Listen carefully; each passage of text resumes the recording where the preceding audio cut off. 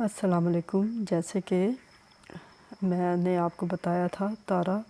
یا پھر آگ کا جلتا ہوا دریا، جو کہ ایک سچی کہانی ہے، اس کے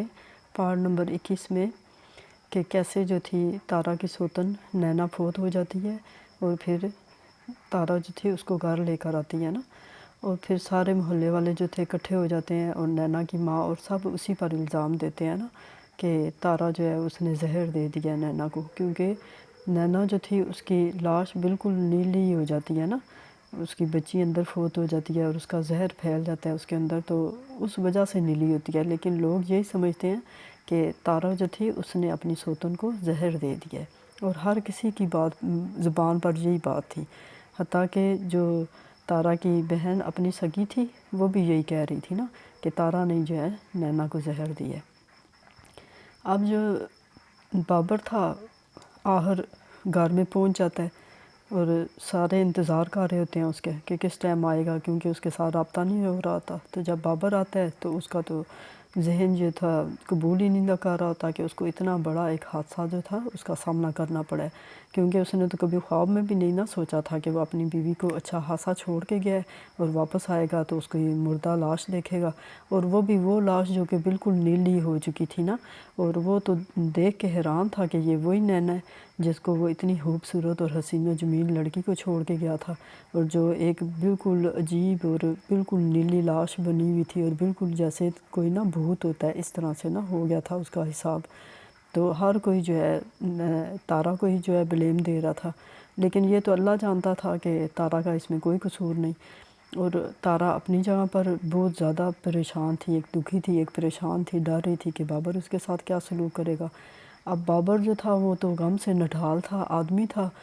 پھر بھی جو ہے تھا بڑا کنٹرول اس نے خود پہ کیا ہوا تھا۔ اب اس کو کچھ سمجھ نہیں آتی ہے نا کہ میں کس طرح سے جو ہے نینا کی تدفین کروں، کیونکہ نینا کے باپ جو تھے اور بھائی وغیرہ جو آئے تھے وہ تو صرف بے دلے پن سے آئے تھے، ان کو بیٹی سے کوئی سروکار نہیں تھا، کیونکہ انہوں نے تو زبردستی ایسے جو ہے بیٹی کے کہنے پر بابر سے شادی کی تھی، اور وہ بڑے ناخوش تھے بیٹی سے نا،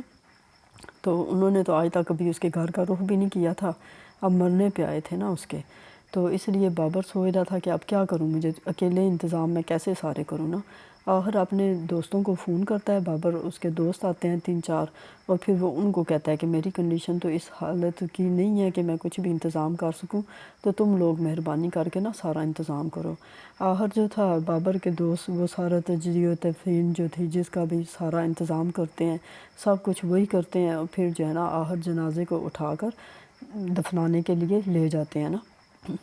اب بابر تو لے جاتا ہے جنازے کو دفنانے کے لیے، پیچھے سے جو عورتیں بیٹھی ہوتی ہیں وہ تو چسکوں کے بیٹھی ہوتی ہیں آپس میں، ان کو تو بہانہ مل جاتا ہے سٹوریاں گڑنے کا کرنے کا۔ اب ادھر جو نینا کی ماں ہوتی ہے اس کو اپنی فکر پڑ جاتی ہے کہ بیٹی تو فوت ہو گئی ہے، تو کہیں یہ نہ ہو کہ اس کے 2 بچے جو رہ گئے ہیں، ایک بیٹی ہے وہ تو کسی قابل بھی نہیں ہے، اٹھ بھی نہیں سکتی، بیٹھ بھی نہیں سکتی، اور بیٹا بھی چھوٹا ہے 2 سال کا، تو یہ نہ ہو کہیں میرے گلے پڑ جائیں بچے، تو وہ بھی جو ہے نا اپنی جان چھڑا کے فوراً سے گھر چلی جاتی ہے نا،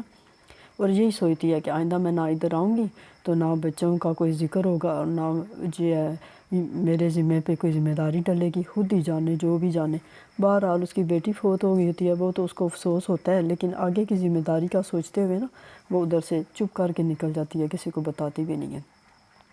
اب اسی طرح جو ہے بابر تدفین کر کے واپس آتا ہے گھر میں، تو جو عورتیں بیٹھی ہوتی ہیں وہ اپنا افسوس کرنے کے بہانے نا بابر کا دماغ خراب کرنا شروع کر دیتی ہیں، اس کے ذہن میں زہر بھرنا شروع کر دیتی ہیں نا کہ تارا جو ہے اسی نے کچھ کیا ہے نینا کے ساتھ، ورنہ اچھی بلی نینا تھی، اچھی خاصی نینا تھی، اس کو کیا ہو گیا، اور دیکھو نا بالکل نیلی ہو گئی، بالکل اس کا تو حال حشر خراب ہو گیا، تو یقیناً تارا نے زہر دیا نا جس کی وجہ سے ہے۔ بہرحال بابر جو تھا وہ اپنے غم کی کیفیت میں مبتلا تھا، وہ تو کسی کا کوئی نہ سن رہا تھا نہ کوئی جواب دے رہا تھا، کیونکہ اس کے اپنے ہوش اڑے پڑے تھے، اس کو تو ابھی دل دماغ یہ تھا تصور بھی نہیں کر سکتا تھا کہ اس کی بیوی فوت ہو گئی ہے اور وہ اس کو دفنا کے آ رہے،